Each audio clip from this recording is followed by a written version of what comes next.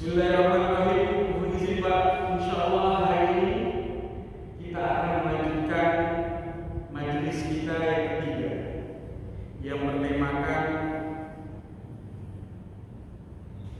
mengenal Rasulullah SAW, awal dari cinta kepada Allah menuju rahmat. Jadi ini merupakan majelis ketiga kita. Di bulan belakang mungkin yang belum tahu, ini majelis ketiga kita. Yang pertama majelis kita sudah diselenggarakan membahas tentang kelahiran baginda Nabi Muhammad Sallallahu Alaihi Wasallam. Kemudian yang kedua kita telah membahas juga. Ada yang tahu? Mungkin ada yang ikut? Ya, kita membahas masa kecil Rasulullah SAW sampai remaja. Insyaallah hari ini, hari yang berbahagia ini, kita akan bersama membahas masa kenabian Rasulullah SAW. Maka marilah kita mulai majelis kita bersama dengan membaca Al-Basmalah. Bismillahirrahmanirrahim. Jadi kisah Rasulullah kita lanjutkan seperti yang biasa kita dakwahkan. Kajian kita ini kita bagi dua. Pertama kita akan menyebutkan ciri-ciri ataupun syakhsiyat. Ciri-ciri kalau bahasa kitabnya di kitab ini karakteristik syakhsiyat. Kemudian kita juga akan melanjutkan apa itu?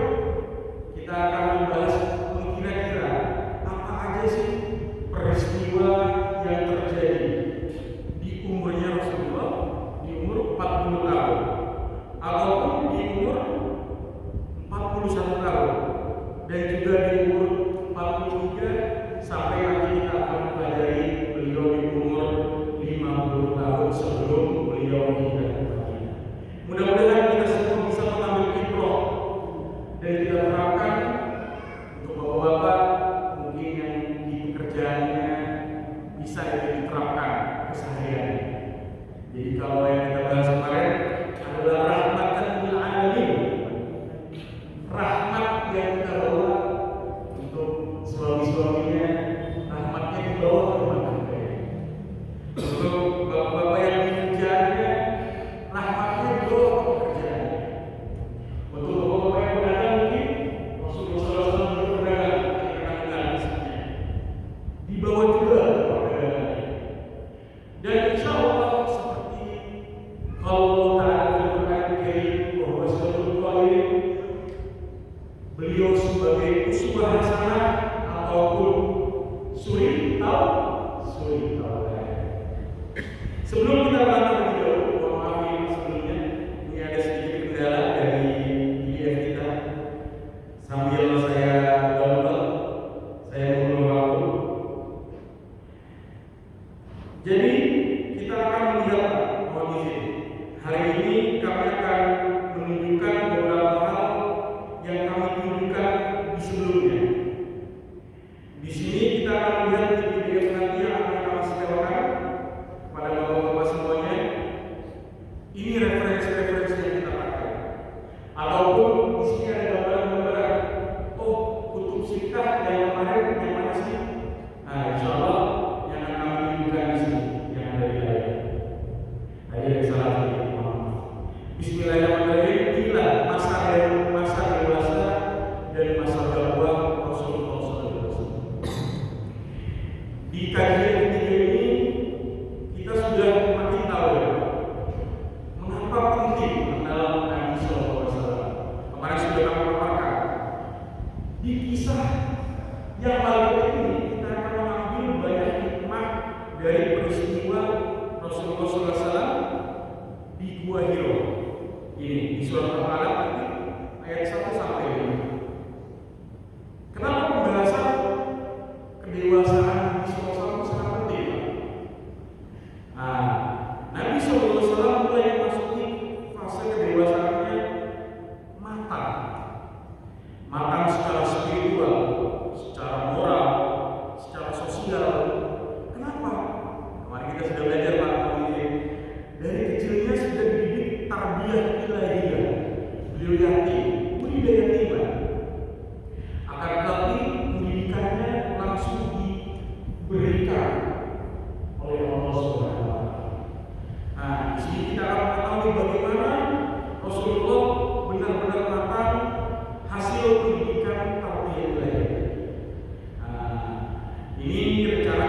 kita yang sudah kita lakukan. Pertama kemarin keutamaan Nabi SAW sampai kelahiran beliau.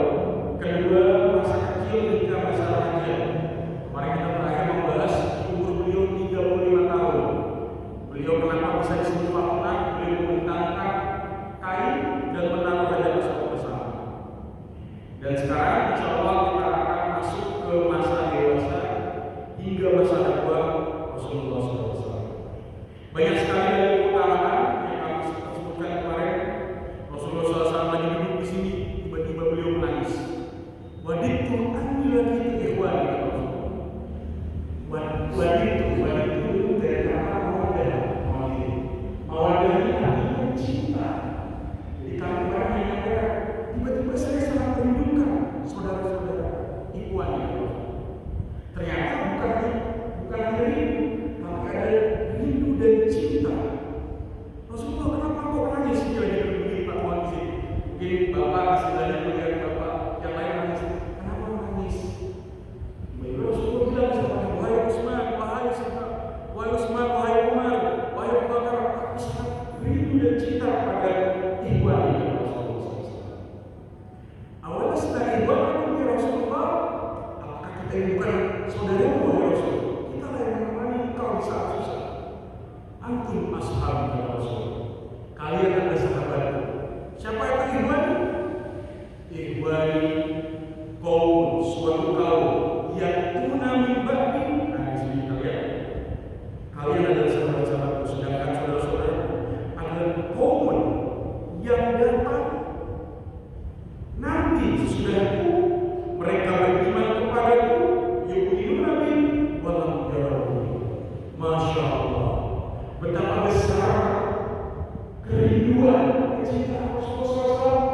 Beliau meluangkan waktunya untuk merindukan kita.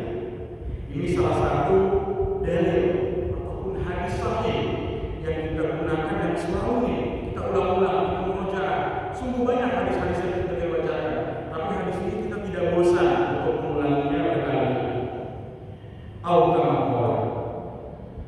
Kemarin kami sedikit belum berkenalan. Mungkin bapak-bapak yang belum kenal kami warga sini juga di Blok 3. Jadi Mas Farhan itu waktu kecil masih senior saya. Musolanya masih di musola Radikal Muslim. Bapak-bapak banyak banget bapak-bapak dari teman-teman saya waktu kecil. Saya asli dari sini, dari kecil di sini. Akan tetapi kamu merantau Pak, Bapak izin kami belajar di Gontor Ponorogo. Jadi 6 tahun, lalu mengabdi setahun untuk mengajar. Kemudian kami melanjutkan pendidikan kami di Universitas Al-Azhar Kairo Mesir. Nah, ini foto kami di Istrik Syarilis, salah satu jalanan kedua yang ada di Kairo. Ini pakaian kapula namanya, jas tapi panjang, pakaian tradisional khas dari ulama-ulama Al-Azhar Kairo Mesir. Kemudian spesialisasi kami kebetulan kami lulusan Syariah Islamiyah. Sebenarnya kami jurusan hukum Islam. Akan tetapi kami hobi aktif juga di komunitas FIBA, sejarah peradaban Islam. Dari saya mahasiswa baru, saya ikut kajian Ar-Razi di Instagramnya. Kami sering membahas buku-buku yang seperti ini. Ini namanya Fikih Sirah, karangannya Syarahul Budi. Di sini bukan hanya sejarah Pak, tapi hikmah-hikmahnya. Jadi habis ini apabila ada hikmah, biasanya kami mengutip dari bukunya Syekh Budi. Kami juga sempat punya travel di Mesir. Jadi kalau bapak yang pengen tahu Firaun, nanti insya Allah habis ini bisa tukeran WhatsApp. Tapi hanya di Mesir. Dan sekarang kami juga punya komunitas pengajar haji. Ini pengajar haji privat dan Farm Education. Kita dakwah komunitas dakwah kita. Mohon doanya Pak, semoga bisa bermanfaat terus. Amin ya rabbal alamin. Terima kasih. Dan kami juga aktif menjadi pembicara kajian tematik ataupun apapun itu. Dan terakhir ini belum ditulis, bilang tadi PDF agak salah. Kami juga jadi tour leader Pak. Biasanya kami membimbing jamaah umroh. Insya Allah nanti tanggal 20 Desember kami berangkat lagi. Makanya ini kita rencanakan 4 pertemuan selesai. Mudah-mudahan istiqomah kita bisa menyelesaikan dari sini. Amin ya rabbal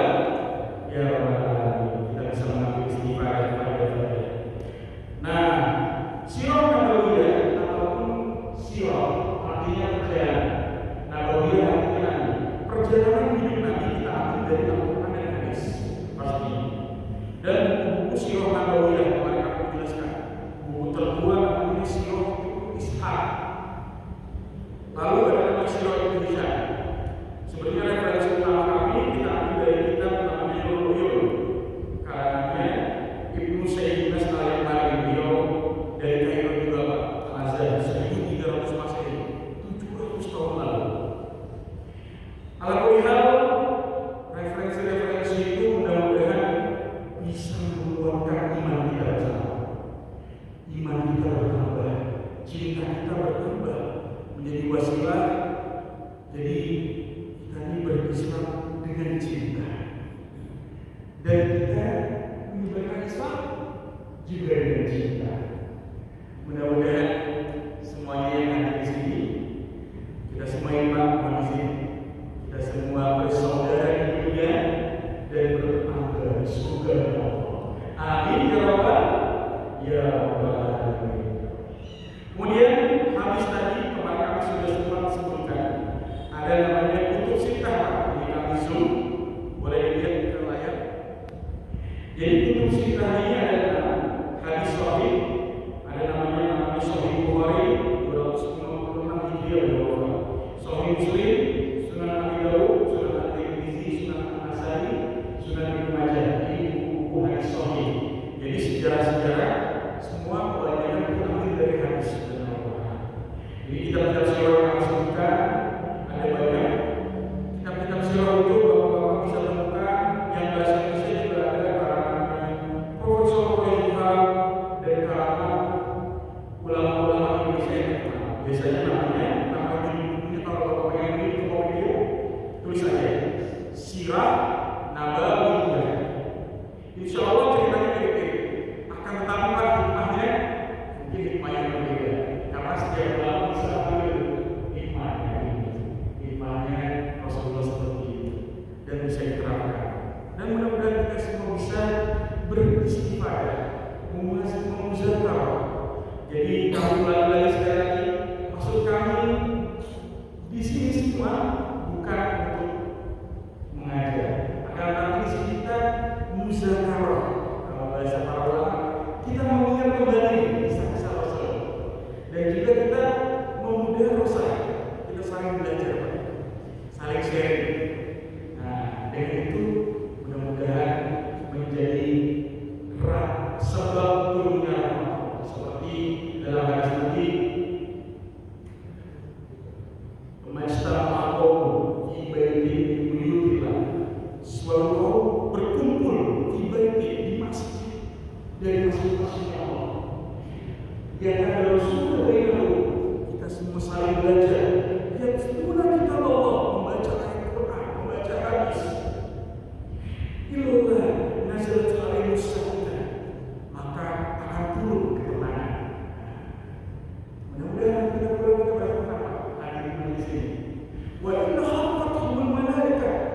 Di sekeliling kita kata hadis Nabi itu, dia adalah malaikat menyaksikan bahwa kita pernah belajar bersama.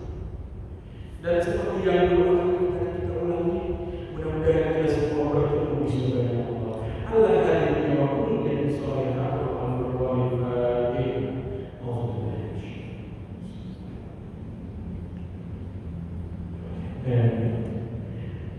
jadi kita masuk materi kita hari ini.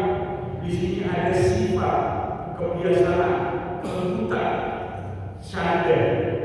Inilah kehidupan Nabi SAW di masa dewasanya. Bagaimana sifat Nabi? Mungkin Bapak pernah mendengar Nabi SAW sangat mencintai sholat. Beliau juga sangat menyukai wangi-wangian. Makanya parfum-parfum dia banyak banget. Karena sunnah Nabi itu beliau sangat mencintai parfum. Dan khairul mata'idunya, sebaik-baiknya perhiasan dunia adalah perempuan yang saleh. Nabi juga mencintai perempuan yang ada di keluarganya. Bahkan kalau bapak-bapak isinya punya anak perempuan, kalau mendidik dua anak perempuan masuk surga. Utamanya perempuan-perempuan yang saleh itu merupakan yang Nabi sayang. Khususnya kita yang memiliki keluarga yang perempuan. Mudah-mudahan kita semua bisa bersama keluarga kita bermanfaat dan mengamalkan sunnah-sunnah Nabi. Kemudian bagaimana penampilan Nabi SAW? Nabi SAW laki-laki, mereka sudah menikah. Beliau suka bagaimana rambutnya, bagaimana matanya. Sekarang kita akan menjelaskan bagaimana penampilan Nabi SAW rapi.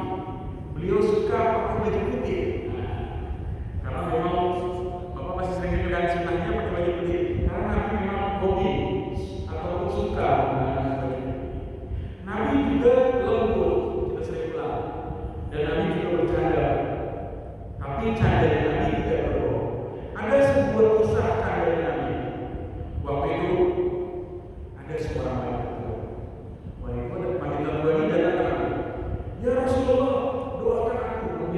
ya. Kemudian apa kata Nabi? Dia akan masuk surga seorang wanita yang kuat. Wah, kaget. Wanita lagi. Ya Rasul, saya bisa masuk surga. Beliau menangis. Lalu Nabi SAW bilang, wahai ibu, di surga tidak ada wanita tua. Allah akan menjadikan mereka muda kembali seperti yang ada di surat Al-Waqiah. Inna insya'nahunna insya'na faj'alnahunna abkara. Gitu. Nabi juga bercanda dan memiliki kelembutan. Jangan kira Nabi tegas selalu. Beliau tegas kepada kebatilan, lembut kepada sesama. Lalu bagaimana makanan Nabi? Kita agak bersingkat sedikit biar kita langsung masuk ke poin. Jadi makanan Nabi, beliau berhenti sebelum kenyang dan makan sebelum lapar. Intinya seperti itu. Dan Nabi SAW juga menyukai beberapa makanan, pasti Bapak sering mendengar, kambing dan lain-lain. Dan kita langsung lengkap ke pakaian dan penampilan Nabi SAW. Nabi SAW menggunakan pakaian. Jadi kalau di Arab juga ada namanya rida ataupun penutup kepala. Kamu lagi di Arab sekali. Jadi kalau tidak ada penutup kepala, apalagi kalau kepala kita botak, nauzubillah, bisa pingsan. Teman kami di Mesir pun ada yang sampai pingsan karena panas. Apabila musim panas itu bisa sampai 45, bahkan pernah 50. Lalu bagaimana doa dan akhlak Nabi? Seperti yang kami sudah ulangi dari kemarin, Nabi memiliki doa-doa yang maghfur. Bapak-bapak bisa cari yang pasti kita semua dari itu sudah hafal sebelum makan, baca Allahumma barik lana dan sebagainya. Dan kita juga perlu mengetahui Nabi ini memiliki orang-orang yang ada di sekitar Nabi.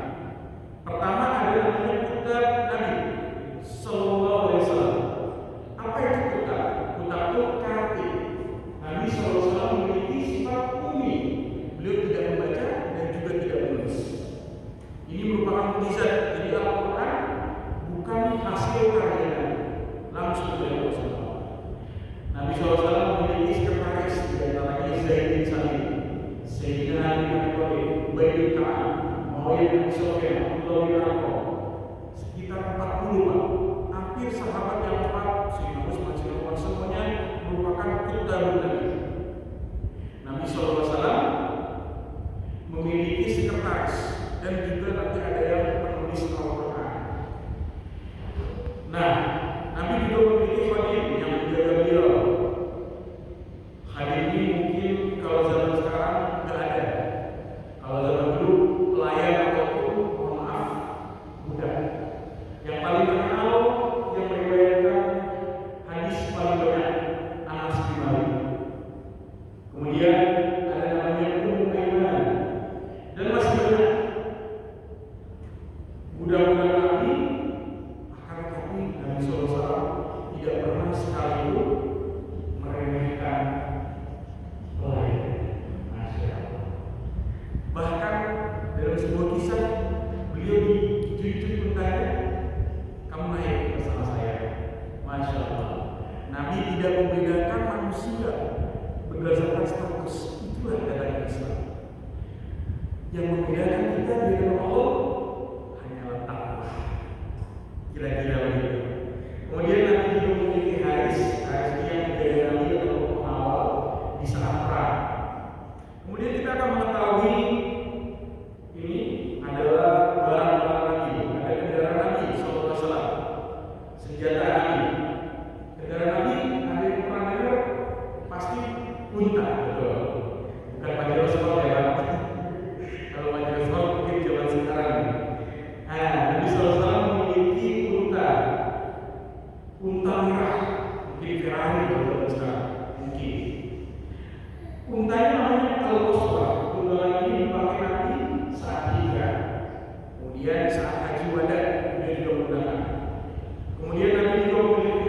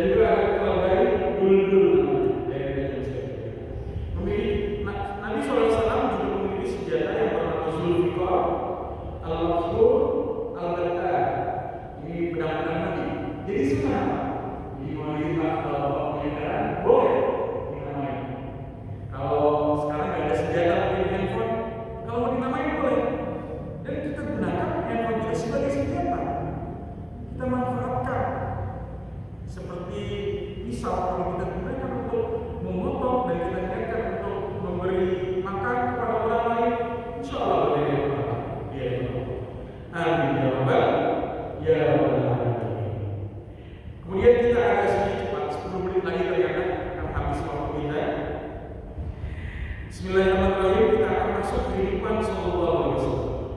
Jadi kehidupan Nabi kita akan masuk di kisah beliau yang ke-40 tahun. Kemarin kita sudah dengar beliau 35 tahun. Nah, disinilah wahyu pertama itu. Nabi SAW sudah memiliki kemampuan untuk merapi. Beliau sudah menjadi insan mulia yang benar-benar mantap pendidikan, pengusaha, dan dia tidak hebat termasuk orang hebat. Bahkan seorang kau, Nabi Muhammad SAW adalah alami yang terpercaya. Fatwa beliau benar. Tapi Nabi SAW memiliki rasa besar. Di umur beliau 38, 39, 40, menurut riwayat para ulama, beliau merasa apa yang kurang? Kok perasaan saya ini berharap ini tidak pantas? Itu manusia. Sebenarnya manusia itu yulad wal fitrah, lahir fitrah bersih.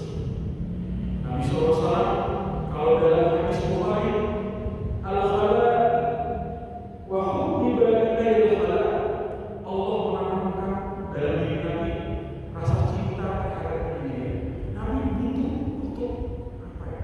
Kalau zaman anak Izin mungkin bilangnya Pak Izin butuh tenang dulu, butuh waktu, butuh hidup.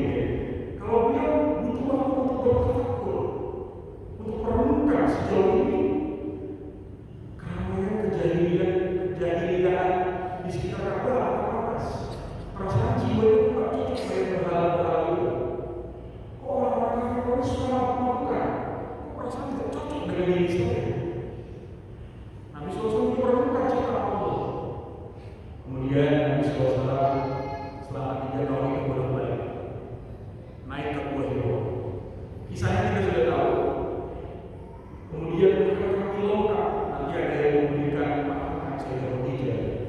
Rasulullah SAW waktu itu kejadiannya di malam Zulhijjah. Di malam Zulhijjah ada beberapa pendapat mungkin yang 3 yang juga soal 20 dan lain. Intinya di malam Zulhijjah Nabi SAW didatangi oleh Iqra ya Muhammad. Mana Iqra? Baca. Aku tidak bisa membaca. Akhirnya turunlah surat Al-Alaq ayat 1 sampai 5. Nabi SAW turun dari Gua Hira. Mungkin bapak yang sudah naik ke Gua Hira di Mekah itu lumayan terjal. Jadi ada namanya Jabal Nur, ada namanya Jabal Nur. Nah, turun itu terjal, tidak kayak zaman sekarang. Turun dari situ, beliau masih ada rasa takut. Bertemu dengan Sayyidah Khadijah yang membuka pintunya. Mungkin dalam hadisnya Nabi SAW merasa setengah ketakutannya hilang. Masya Allah. Begitulah Nabi SAW. Setengah ketakutan beliau hilang. Diriwayatkan dalam hadis beliau. Kemudian kata Rasulullah SAW, "Zamiluni, selimutilah aku." Kemudian Rasulullah SAW sudah mendoakan Sayyidah Khadijah, Allah tidak akan mengingatkan baik Sayyidah Khadijah. Lalu Sayyidah Khadijah merupakan orang tetangga. Beliau memanggil saudaranya yang bernama Waraqah bin Nawfal. Lalu apa kata Waraqah bin Nawfal? Itu adalah malaikat yang turun kepada Nabi Musa yang namanya Namus. Ini ada.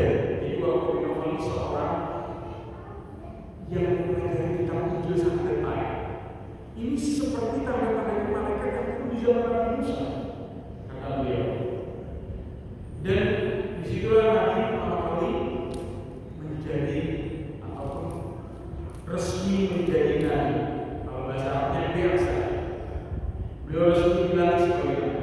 Lalu ada namanya Fathul Wahyu. Ada beberapa saat ada turun lagi wahyu. Rasulullah menenangkan itu.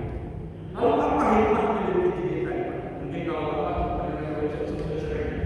Kita mau memetik hikmahnya dari Syarah Al-Ghazali. Pertama, hikmah tadi adanya berhenti, adanya jeda, menumbuhkan kerinduan tadi. Terkadang kita butuh istirahat dari dunia yang penuh. Untuk apa? Untuk mengevaluasi diri kita, biar menjadi pribadi yang lebih baik lagi dan lebih manfaat lagi. Dan juga mengajarkan, kata Syekh Al-Albani, bahwa wahyu itu sepenuhnya dari Allah, bukan dari Nabi. Tadi kita udah belajar, Rasulullah ma'ana biqari, saya tidak bisa membaca, apalagi menulis. Dan juga Rasulullah di situ ada yang namanya persiapan mental. Kalau saya meneliti, ada yang namanya tafakur tadi di atas dulu, beliau disiapkan mental, pendidikan yang final. Lalu Nabi SAW beberapa saat kemudian beliau melihat apa? Beliau melihat malaikat Jibril di Mekah. Disinilah turun wahyu kedua. Wahyu kedua, malaikat Jibril memperlihatkan wujud yang sangat besar. Oh, Jibril itu duduk di antara langit dan bumi, sayapnya melebar. Dalam hadis riwayat Muslim disebutkan Jibril memiliki 600 sayap. Sayapnya menutup seluruh ufuk Nabi Bulan. Disitulah Rasulullah SAW minta disebut lagi. Lalu turunlah ayat yang kedua yang sama-sama kita tahu, ya ayyuhal mudaththir qum fa'anzir wa rabbaka fakabbir wa thiyabaka fatahhir wal rujza fahjur. Nah, 5 ayat ini kita tahu kisah ini. Ya ayyuhal Allah, wahai orang muslim, ini merupakan ucapan saya. Qum fa'anzir, wahai Muhammad sallallahu alaihi wasallam, ini adalah perintah dakwah. Wa rabbaka fakabbir, ini adalah fondasi pertama. Rabbaka fakabbir, Allahu akbar, Allah Maha Besar, merupakan tauhid yang diajarkan. Wa thiyabaka fatahhir, kata Ibnu Abbas di sini artinya tafsirnya maknanya tahir, sucikanlah hati lahirnya. Warujza fahjur, jauhilah dari perbuatan syirik. Kemudian disitulah mulainya dakwah sirna, dakwah sirria. Nah, di sini kita akan bahas terakhir. Pertama kali mulainya dakwah Nabi SAW di Mekah, Syria selama 3 tahun. Jadi Nabi SAW berdakwah di umur beliau tadi 40 tahun beliau menjadi Nabi. 40 tahun beliau menjadi Nabi, 13 tahun beliau berdakwah di Mekah, nanti 10 tahun di Madinah. Tapi 3 tahun pertama adalah dakwah Syria. Di sini Syekh Al-Albani banyak banget memetik hikmah. 3 tahun ini merupakan fondasi awal. Jadi kalau bapak-bapak mungkin punya bisnis karena Syekh Al-Albani bisa diterapkan, ataupun bapak-bapak punya keluarga ataupun punya anak, 3 tahun pertama itu merupakan hal yang paling penting. Ini merupakan hikmah yang harus kita lakukan. Nah, waktu dakwah Syria ini Rasulullah SAW berumur 40 tahun. Beliau berdakwah kepada siapa? Kata Allah Subhanahu wa taala dalam Al-Qur'an, bagaimana dakwah asyiratal muslimin, kepada orang-orang terdekat di rumah, orang-orang yang terdekat.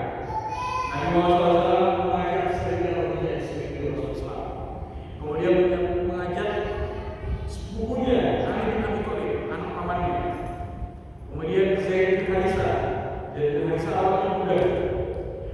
Lalu beliau mengajak sahabat yang Abu Bakar dan masih banyak sahabat-sahabat yang lainnya. Lalu apa keutamaan dari dakwah Syria? Jadi dakwah Syria ini mementingkan kualitas iman daripada jumlah. Kata Syekh Al-Albani, disinilah pertama kali Rasulullah SAW menyiapkan mental muslim. Karena nanti Pak, ketika dakwah jahiliyah di next pertemuan, mungkin kita nggak bisa langsung lompat ke wafat ya. Mohon izin DPWDKM mungkin nggak bisa 4 pertemuan Pak. Kamu pengen sebenarnya mempercepat ini, tapi selain kami banyak mungkin belum cukup. Di next pertemuan kita akan lihat Rasulullah pertama kali dakwah jahiliyah, beliau naik ke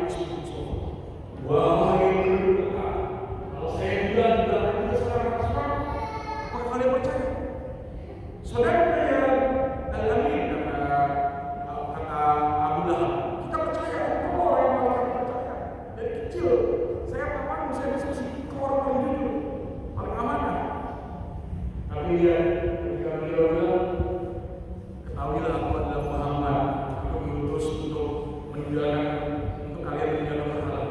Kata Abu Lahab nanti, terbahagia celakalah hamba yang Muhammad. Astagfirullah. Alihada jamak tanah, apa karena ini engkau mengumpulkan kami? Lalu disitulah akan mulai. Nanti kami akan lanjutkan di next episode di kajian selanjutnya. Masya Allah Pak, orang syahid pertama dalam Islam keluarga siapa? Jadi nanti ada namanya Sumayyah. Sumayyah ini dan keluarganya disiksa oleh Tuhan sampai wafat. Tapi itu semua gak bisa. Keimanan itu kalau tidak ditanamkan fondasi yang kuat. Mereka seorang budak, seorang budak yang disiksa oleh Tuhan. Tapi kenapa dia? Apapun keluarga mereka itu terbapaknya dibunuh, Rasulullah, istrinya dibunuh, ibunya dibunuh baru beliau. Kenapa mereka kuat? Karena di situ ada fondasi-fondasi iman didawasi. Alhamdulillah sudah masuk waktu salat Isya. Mungkin kami izin mengutip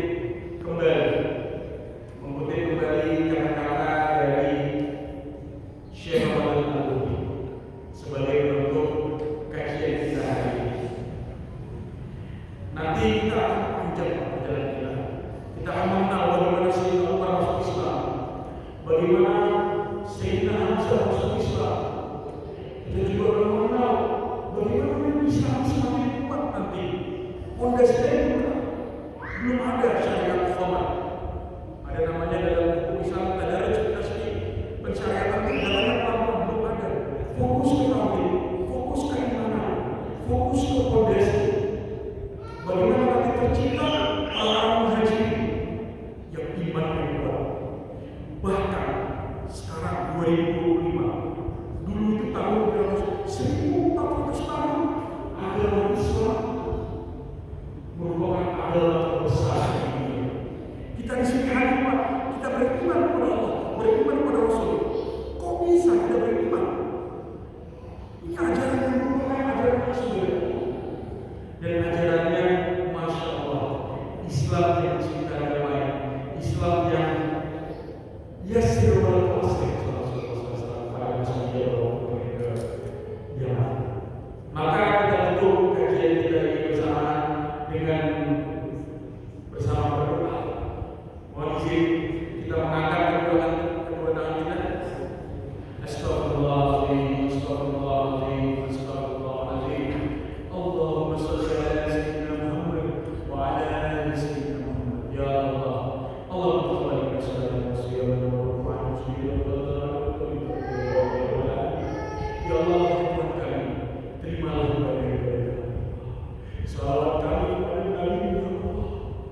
Ya Allah, kumpulkan kami di surga bersama orang-orang yang saleh, bersama dia, para syuhada, bersama keluarga-keluarga kami, bersama saudara-saudara kami seiman yang hadir di surga. Mudah-mudahan kami semua bisa mendapatkan syafaat Rasulullah. Allahumma a'inna ala dzikrika wa syukrika wa husni ibadatik waj'alna minal muttaqina imama. Ya Allah, ya Tuhan kami, bantulah kami agar selalu istiqomah, selalu dalam ajaran-Mu ya Allah. Apabila suatu waktu yang wafatkanlah kami dalam keadaan muslim ya Allah. Allahumma aslih lana dinana alladzi huwa ismuna wa aslih lana akhiratana allati fiha ma'adina wa aslih lana dunyana allati fiha ma'ashina waj'al hayatana ziyadatan fi kulli khair waj'al al-mauta rahatan. Rabbana hab lana min azwajina wa dhurriyyatina qurrata a'yun waj'alna lil muttaqina imama. Ya Allah, Tuhan, jadikanlah anak-anak kami, saudara-saudara kami, keluarga kami, keluarga yang sakinah, mawaddah, warahmah ya Allah. Jadikanlah semuanya qurrata a'yun ya Allah. Ya Allah, ya Tuhan kami, berikanlah kami kebaikan di dunia maupun di akhirat. Rabbana